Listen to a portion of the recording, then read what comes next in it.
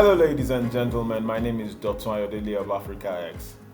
I'm here to present to you this evening another episode of Level Up. As immigrants in a new country, we understand clearly that you have a desire to get back into your career, or you have a desire to empower yourself in a new career.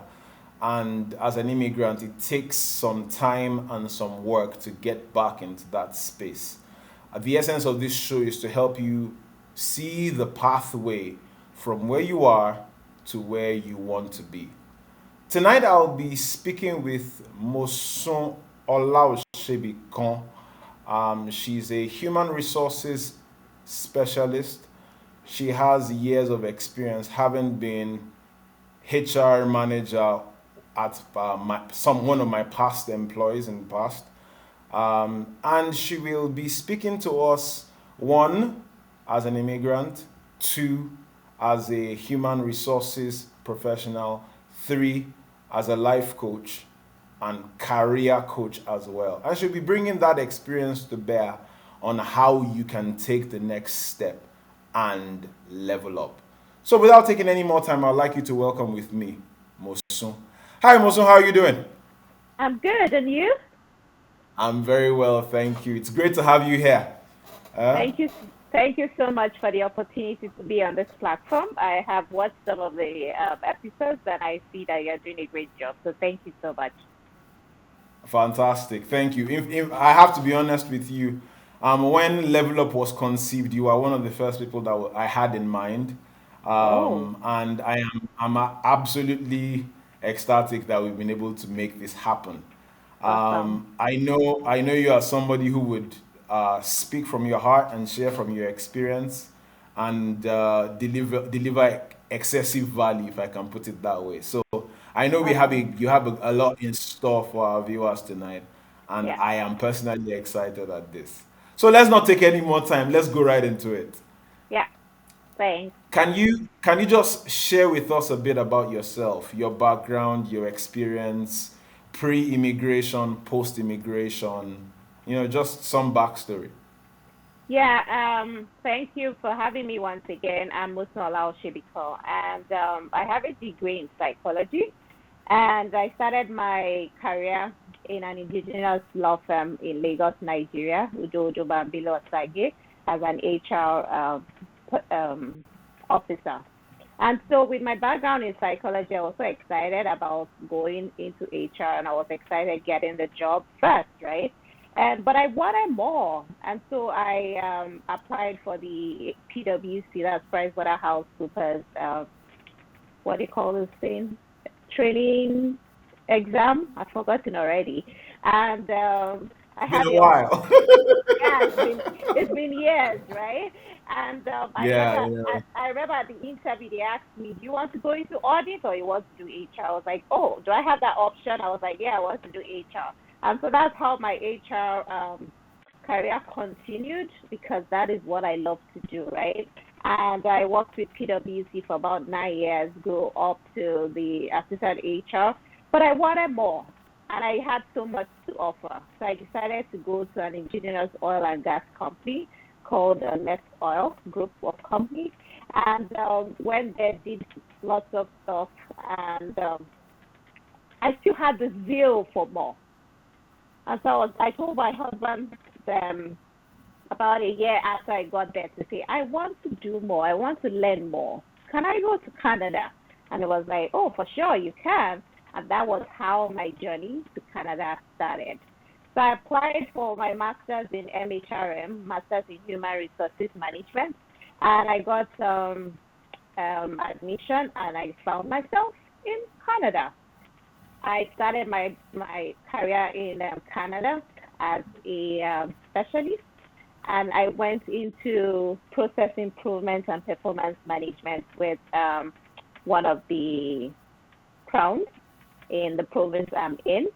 And I just saw that HR here was quite different from the HR in Nigeria. So I just saw myself like, what do you really want for yourself? Do you just want to be just a normal HR person, or do you want to be a different HR? professional. So I was like, okay, and I decided to go into change management.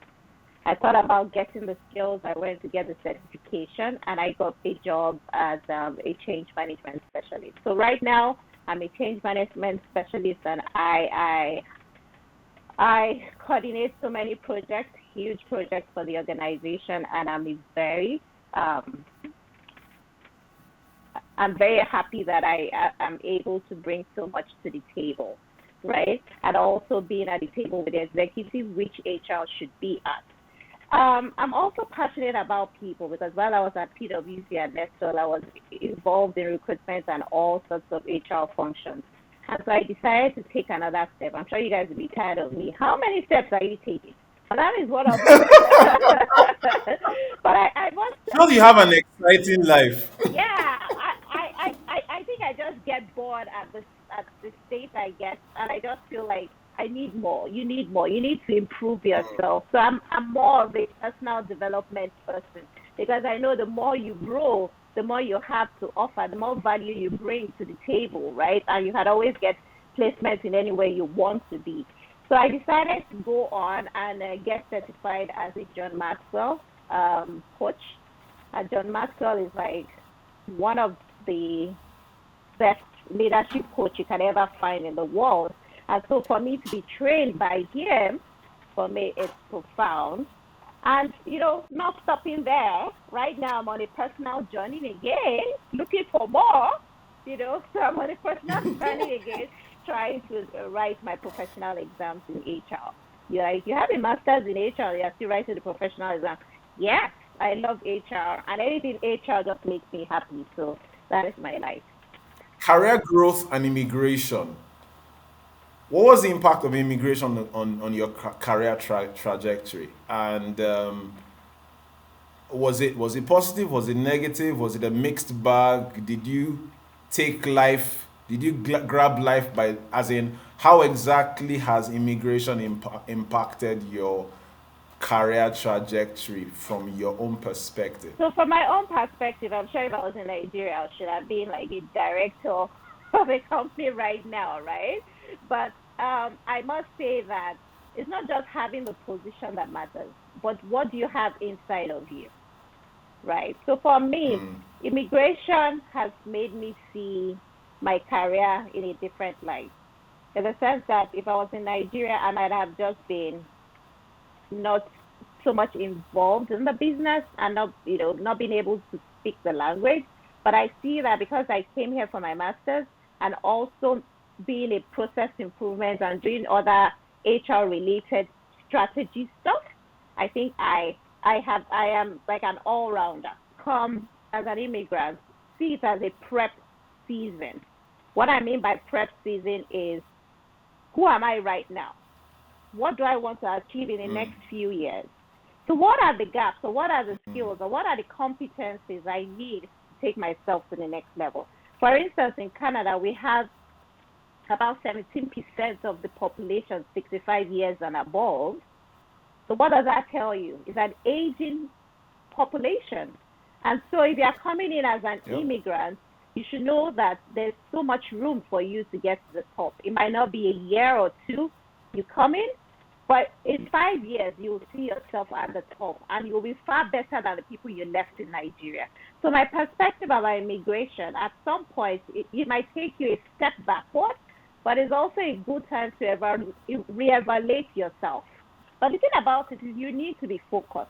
I know many of us, when we come, we are always in a survival mode. But I want you to go beyond survival mode and think about like fulfillment. How will I be fulfilled tomorrow? Will I be fulfilled in what I'm doing right now in another 5, 10 years? Survival is just survival. It's like instant gratification. And sometimes that is not the best, right? So I have to sacrifice. If I tell you how I came here, you'll be like, yeah, crazy. I left Nigeria. I didn't even tell people I was leaving. When the CEO of Nestle called me, they were like, where are you going to? I said, oh, another company has, offering me a job. And they were like, really, we can pay you. Tell us how much. I'm like, you guys can't pay me because I was going to Canada. They didn't know that. They can't pay me. Nothing can stop me, right? I'm coming here I had to stay in the school. I stayed on campus. So you can imagine, I came here 2015 and I finished my degree 2003. I've left the campus life 12 years ago, right? And so it was crazy for me. But I Mm. had to tell myself, Mosun, what are you here for? You're here for it, to be a better you, right? And so for you to be a better you, there are Yep. sometimes you just have to take 2 steps backwards or 10 steps backwards. And by the time you keep focused and work on what you have to do, you will not take one step forward. You will take leaps, jumps forward. And you'll be like, I'm even far better Mm. than where I was 5 years before. So I think for me, immigration is a good time to reevaluate yourself, rediscover yourself, reposition yourself, and find out ways by which you can be relevant in the environment you find yourself. Wow.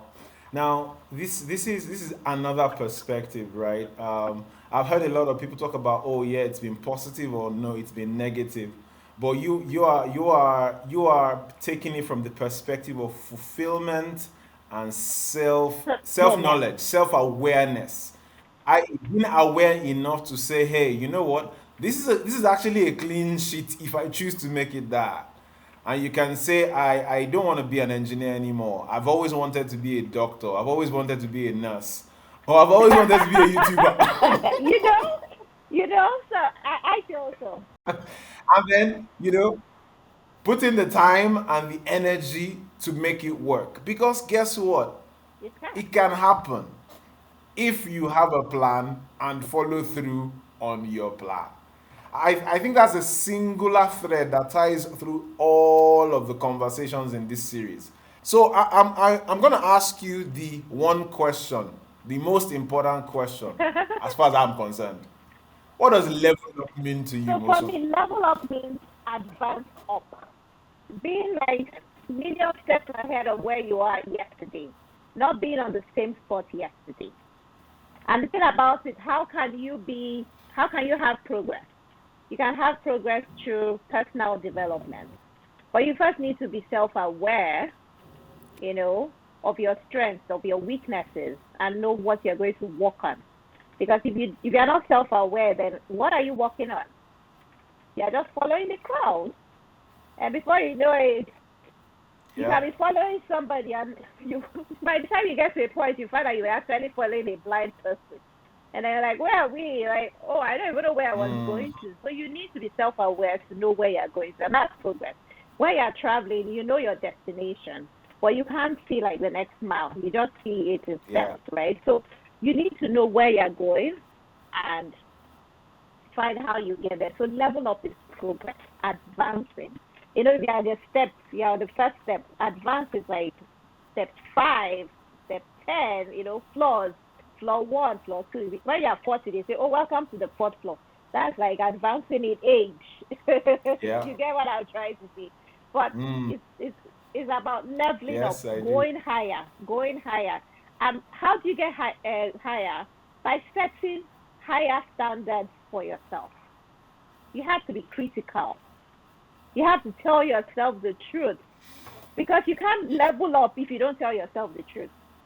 That's that let's just sit on that for like a minute. You have to The truth. tell yourself the truth, Bitter. the bitter truth. Let's hope it's You not too take it. bitter, but You even if it just is tell too yourself the bitter, you truth. have to tell yourself. I always tell people that when you come to Canada, just Mm, imagine that you are just coming out from the university. When we all finished NYSC, except your parents were rich, you might not really have anything. We're all writing CVs, you know, and preparing for GMATs and aptitude tests. Just take yourself, forget that you were an executive in Nigeria. Just take yourself and come back here and say, hey,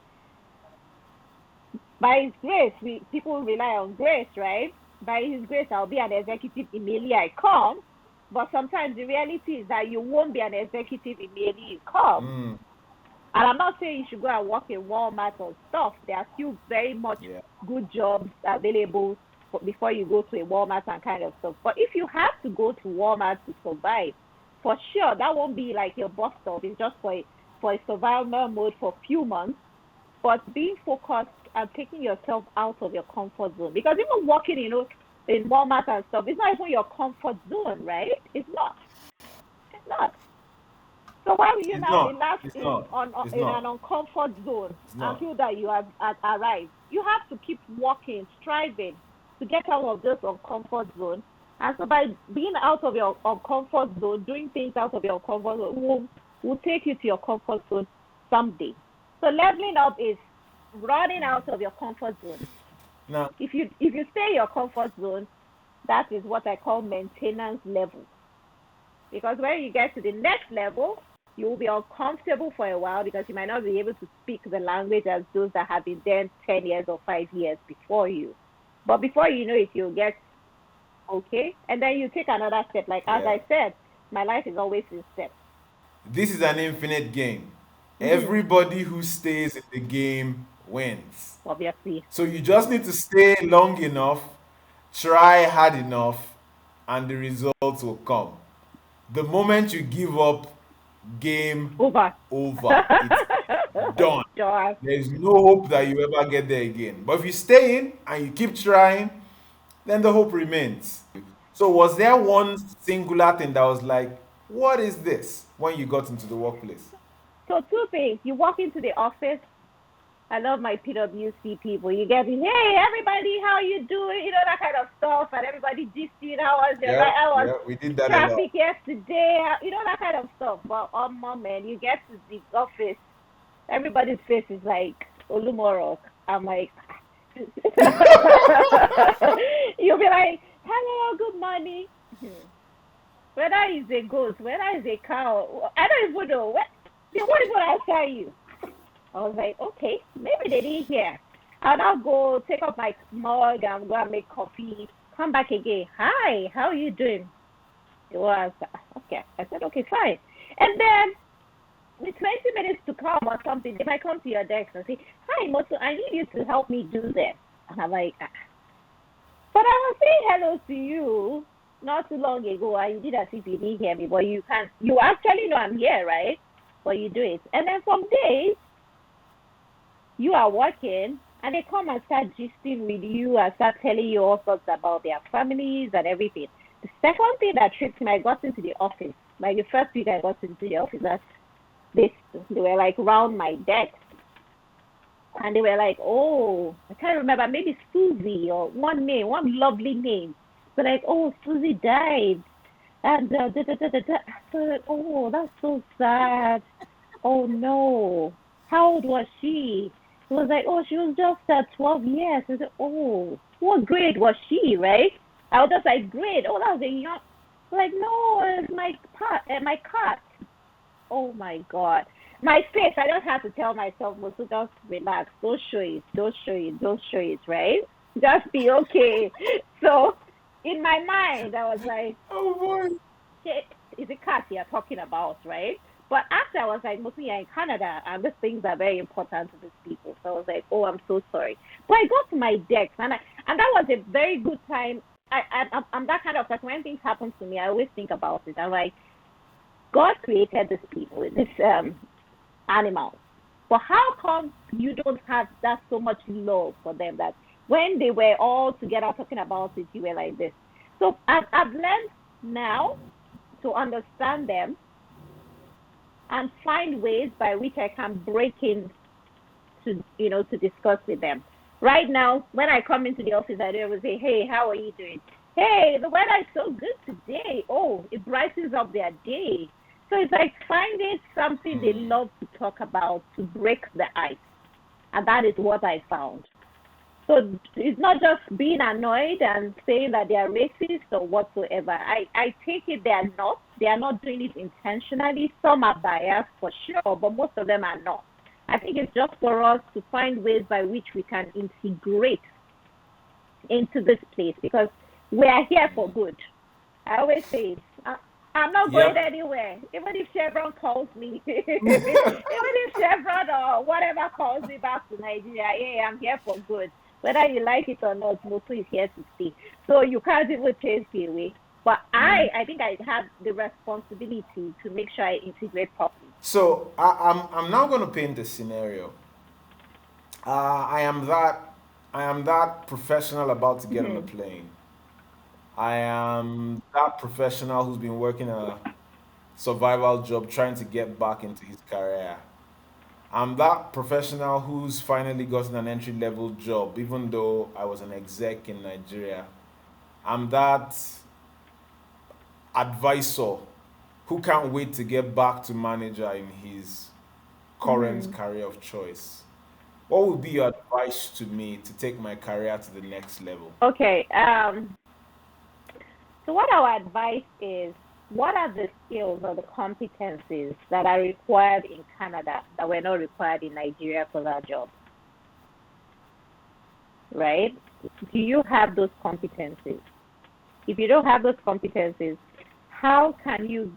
There are lots of online courses that you can quickly do to acquire those skills and competencies. That is one. So stepping up and getting the right competencies needed. The other thing is most companies, there are some positions that they don't post outside of the company.